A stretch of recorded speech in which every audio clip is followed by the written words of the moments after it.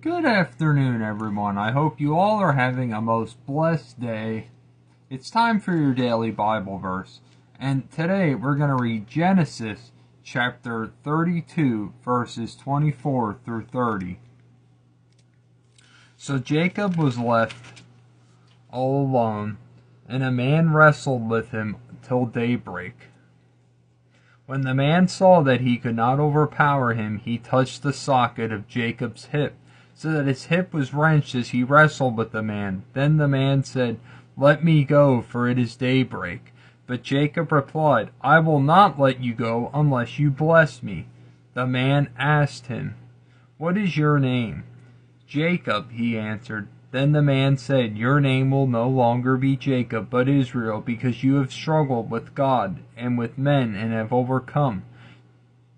Jacob said, "Please tell me your name." But he replied, "Why do you ask my name?"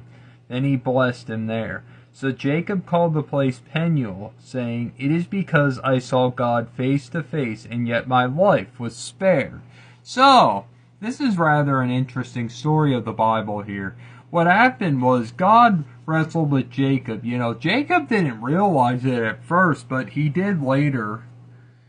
Jacob had struggled all his life to prevail, first with Esau, and then with Laban. And now, as he's about to re-enter Canaan,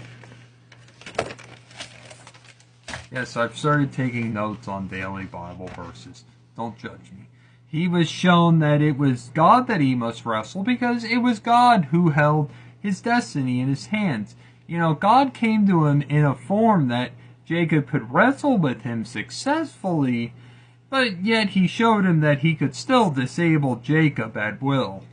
And Jacob's persistence was eventually rewarded, and Jacob finally knew that the blessing must come from God. God acknowledged him as a servant by changing his name to Israel.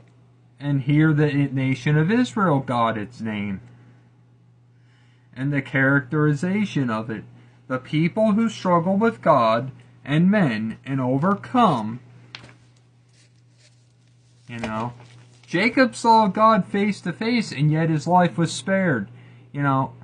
We saw in Exodus with Moses that only God's back, feet, or form may be seen. That's all that he ever showed Moses, but because he said that no one may see my face and live.